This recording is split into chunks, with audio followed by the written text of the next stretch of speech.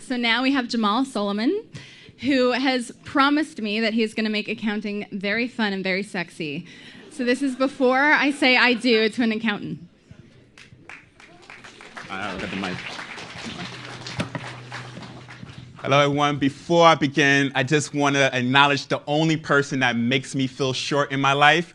My father gave me a surprise visit. He's actually here.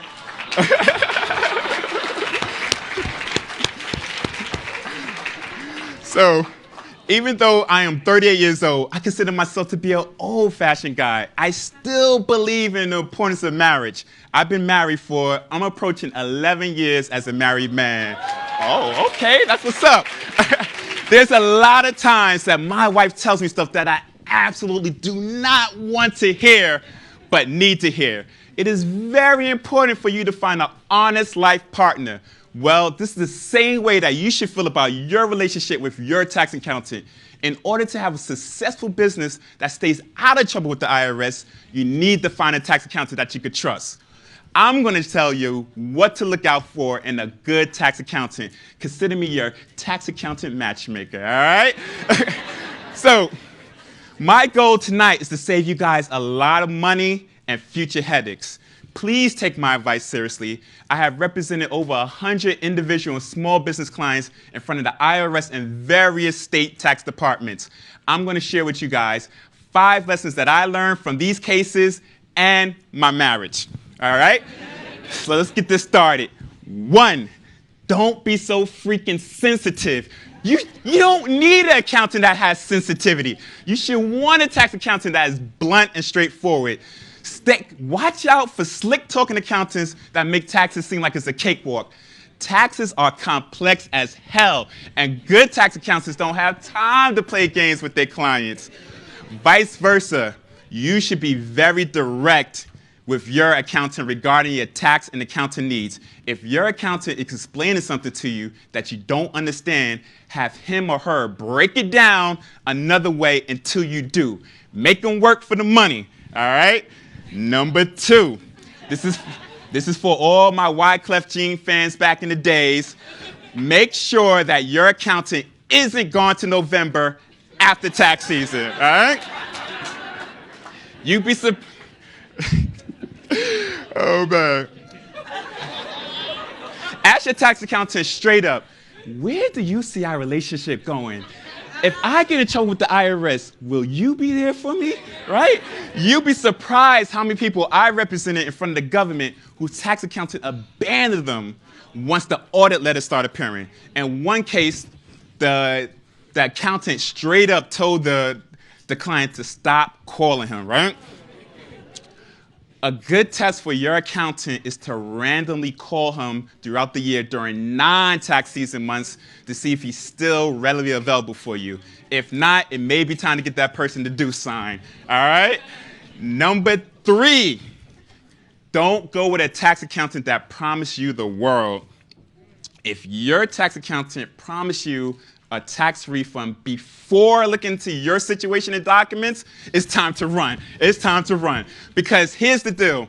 Some accountants build their practices by filing fraudulent tax returns and giving every client huge tax refunds. It is all fun and games until the IRS starts knocking on your door. Make sure to review your tax returns before signing.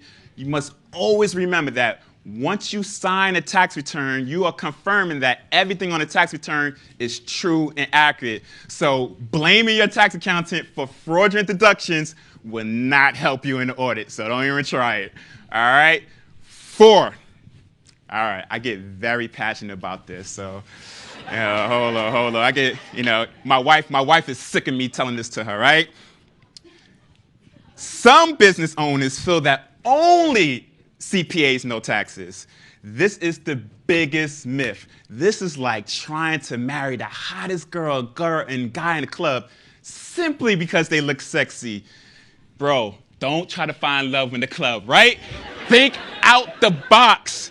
I'm an enrolled agent with a master's degree in taxation, and I am confident that I know about taxes better than a lot of CPAs. Some CPAs have no business doing your taxes, but will gladly take your money, right? So Do not hire an accountant simply because they're a CPA.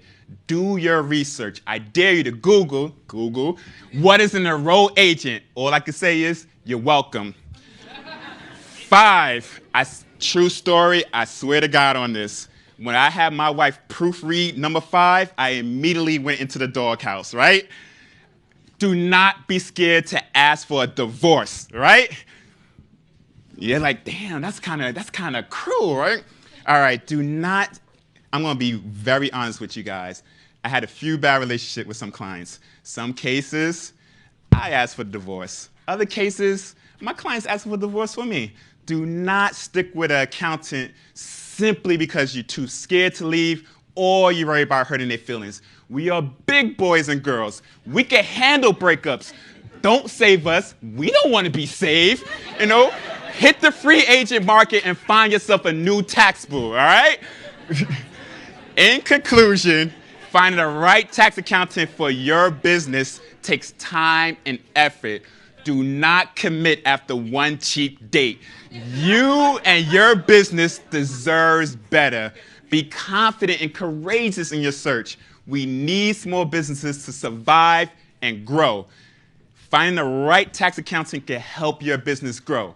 However, always remember, when you do find the right tax accountant, treat that person with respect. My name is Jamaal Solomon, and I'm on a mission to save small businesses. I'm not done. So therefore, I consider myself to be a superhero. All right? One more thing. I want to give, she's trying to give me the broom. I did my thing quick. I want to give a shout out to QA Means Business. We're doing great things. If y'all don't talk to me about it, I got 2 of my fraternity bros out there, yo. So all I got to say is just make it happen and have a good night. Thank you, everybody.